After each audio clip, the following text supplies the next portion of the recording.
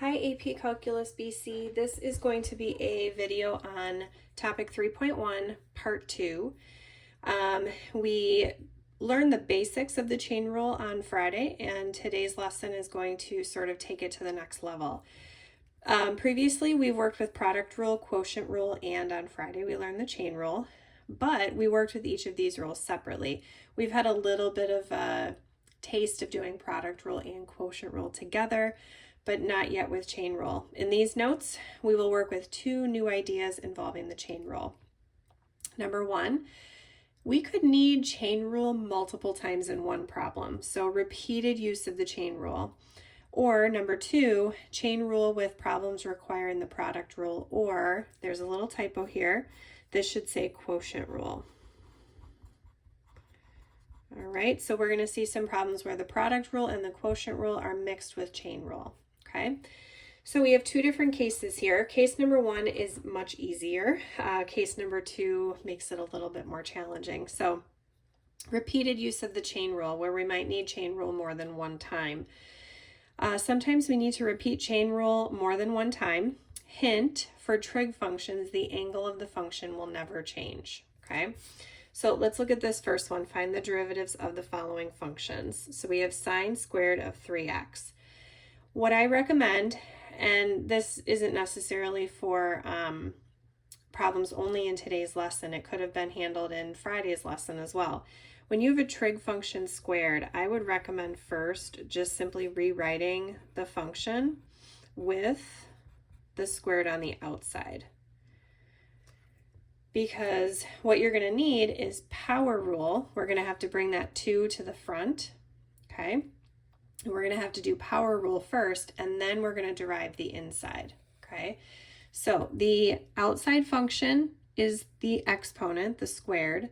The inside function is the sine, but then there's a third inside function of 3x. So this is needing chain rule twice, okay? So here we go. Let's go ahead and try it. I'm going to start all the way to the left of my paper because these tend to be very long horizontally. So f prime of x equals, I'm going to bring the 2 to the front, keep the sine of 3x the same, okay, but then I have to multiply by the derivative of the inner function sine of 3x, which we know the derivative of sine is cosine, but then I have to multiply by the derivative of that inner function, which is just 3. Now I can simplify and kind of merge things together. So I have 2 times 3, so f prime of x equals 6 times sine of 3x cosine of 3x, and that's your answer. Okay, let's try another one. So here we have e to the cosine of 2x. My outer function is e, and then I have two inner functions. Cosine is an inner function and 2x is another inner function. So first I'm going to take the derivative of the outside function, which, as we all know, e to the something is still just e to the something, so don't change that, okay? But then we have to multiply by the derivative of that inner function, which is cosine.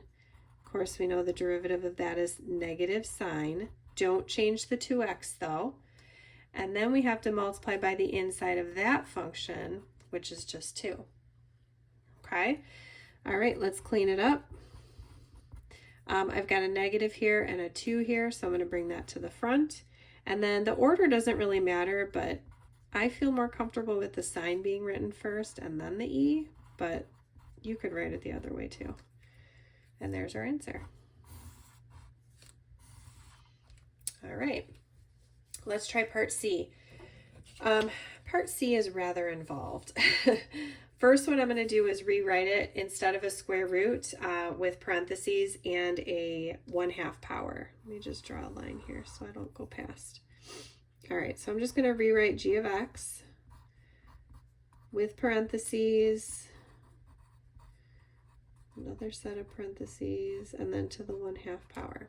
Okay, so our exponent is the outer function, and then we have two inner functions here. We've got x squared and tangent. okay? But then our third function is going to be the 5x minus 1. So we need chain rule twice here. All right, so here we go. G prime of x. I'm going to bring the 1/2 to the front. Okay, don't change anything inside. Keep everything inside the same. But then subtract 1 from your exponent, so that becomes negative 1/2. Times, now here's where I almost ran out of room on my key, so feel free to go to a second line if you need to. We're going to take the derivative of the inner function now, okay? The derivative of x squared is 2x, okay? Plus the derivative of tangent is secant squared. Oh boy, I'm going to run out of room. So I'm going to put the 5x minus 1 here. Okay, so secant, the derivative of tangent here is secant squared. Keep the 5x minus 1 the same. But then we have to multiply, I'm going to squeeze it in over here. We have to multiply by the derivative of the inside, the very, very inner function, which of course is just 5. So, like I said, kind of running out of room here horizontally. Now let's clean it up a little bit. So, there's a lot happening here. There's a big plus sign here. Let me kind of highlight that because that'll kind of separate my two pieces. All of this is going to go to the denominator because it's to the negative 1/2 power. The 2 is going to be in the denominator as well. My 2x right here is going to stay in the numerator though. So I have, let's see, 2x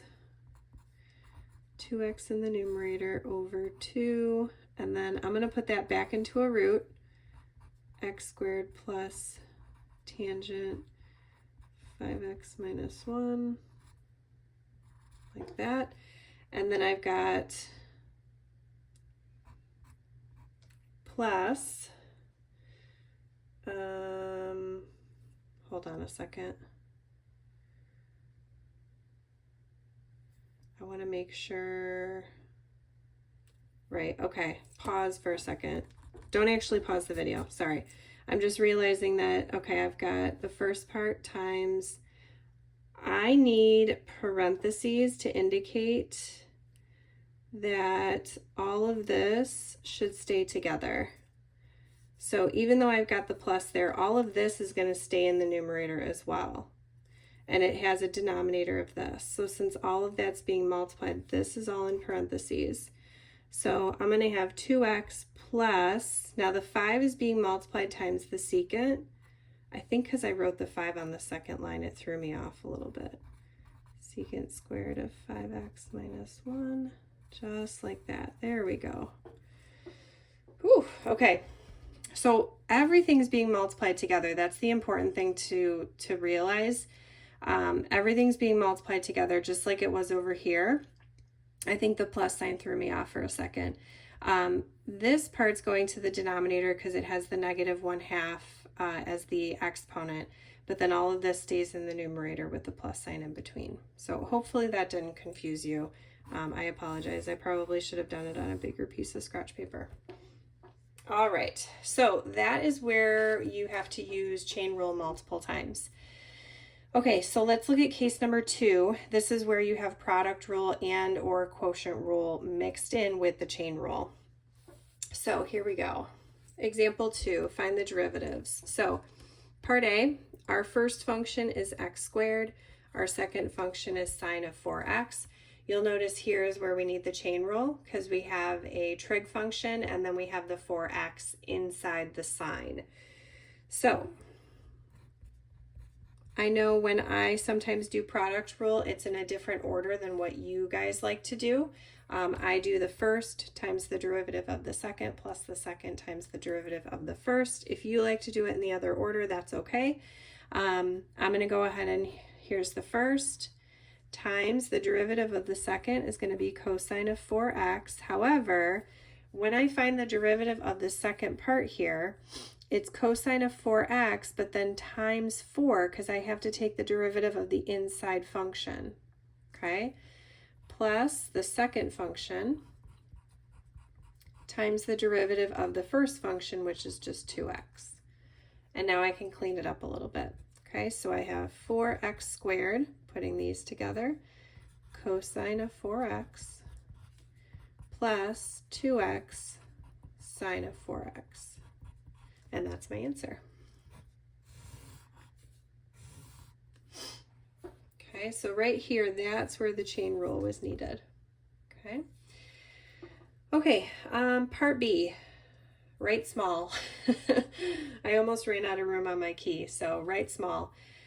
What we're first going to do, I'm going to rewrite it. In fact, let me save a little bit of room and rewrite it just going to the right here. So the 4x minus 1, I'll put in parentheses to the 1/2 power. Okay, so my first function is x squared. My second function is in this set of parentheses, but then I've got the power rule with the derivative of the inside. So that's where the chain rule is going to need to be applied. So here we go. Let me draw a line.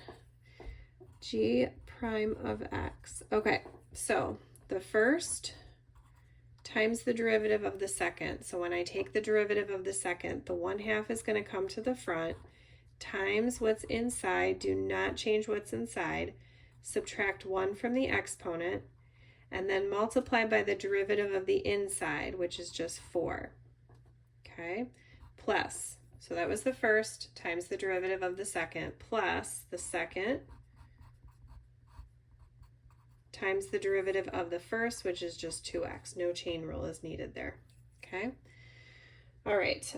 Cleaning it up is what caused me to almost run out of room. So let's try to do our best here. So the parentheses to the negative 1/2 power, that's going to go to the bottom. This 2 is going to be simplified with the 4 here. So that 2 and that 4 is going to become a 2 in the numerator.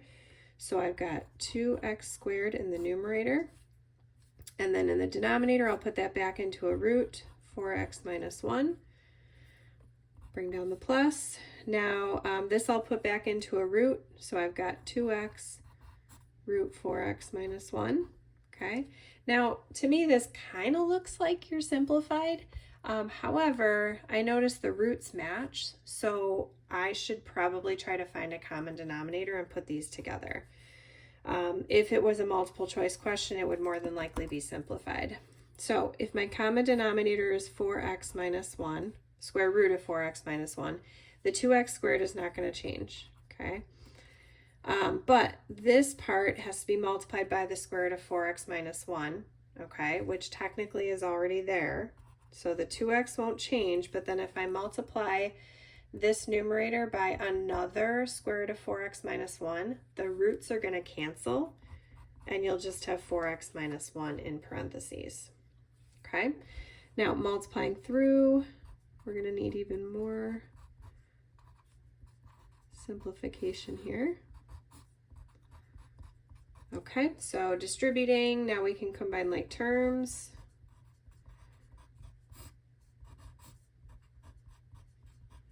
All right, this would be an acceptable answer, or you could factor out a 2x.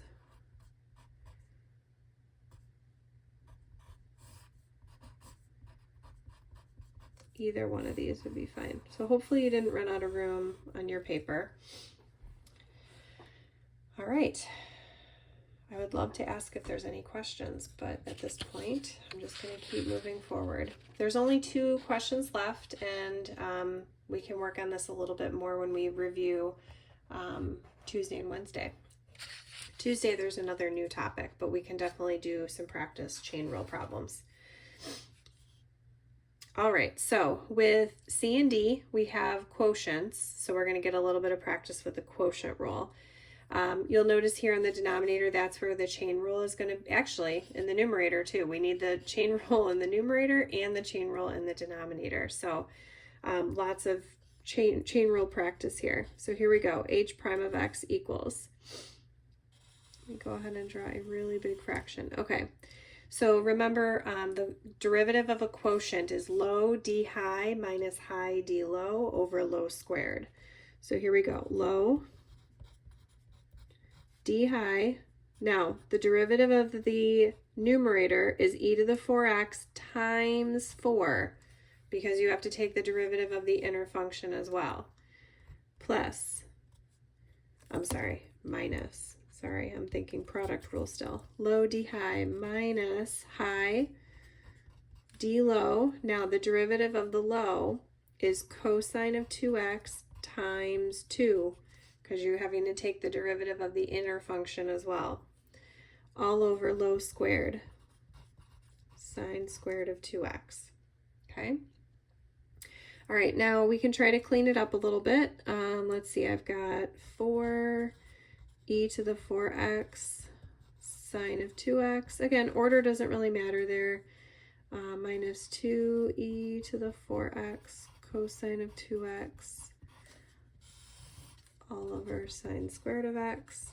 The only thing that I can see here is I have an e to the 4x that I can factor out. I wouldn't take out a 2, just leave it as e to the 4x, because then we would have 4 sine of 2x minus 2 cosine of 2x all over sine squared of x, or sine squared of 2x, I should say. And we can leave it like that. All right, hopefully that wasn't too confusing. Okay, the last one. Again, write small. The simplification process of this last one, I almost ran out of room on my key, so I'm gonna, again, write pretty small. All right, we get a lot of power rule practice here. Okay, there's a lot of power rule, quotient rule, chain rule, it's all mixed in. Okay, so here we go. Let me draw a line again. All right, k prime of x equals, so remember, low d high minus high d low all over low squared. That's going to have to be longer. Okay, so here we go. Low d high, so the derivative of the high function, the 3 would come to the front, keep the 3x minus 1 the same, and then raise it to the second power by subtracting 1, times the derivative of the inside, which would be 3. Okay, so this was low, and then that was d high, minus high d low. Now the derivative of the low, the 4 goes to the front, times the 2x plus 5, subtract 1 from the exponent, and then times the derivative of the inside, which is just 2, all over low squared. Now I'm going to just change that exponent to an 8 instead of a 4. Okay, let's see here. I've got a big minus here in the middle, so that separates my two pieces. So here I have 3 times 3, so that's 9.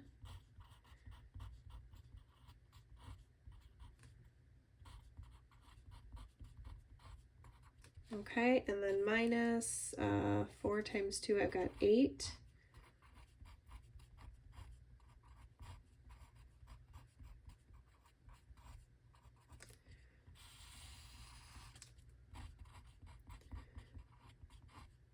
Okay, when I initially saw this problem, I was like, okay, well, what can I do with that? I'm definitely not expanding all of that. That would be way too much work. But I happened to notice, okay, first of all, I've got a lot of 2x plus 5s. So I thought, well, I've got at minimum 3, so I'm going to factor those out. So let me factor out a 2x plus 5 to the third. If I take out 3 of them, that leaves me with 1 here. So I've got 9 times 1 of these 2x plus 5s.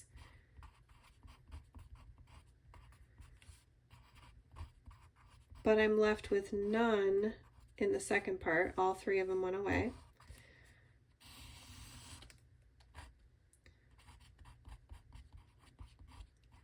Okay, now those can cancel with 3 of these in the bottom, changing that exponent to a 5. Okay, let's see. I'm going to scooch to my left a little bit. Okay, so with what's left over, I noticed that I've got a couple of 3x minus 1s here, and then I have 3 of them over here. So let's factor those out. 3x minus 1 squared. So that leaves me with 9 times 2x plus 5 minus 8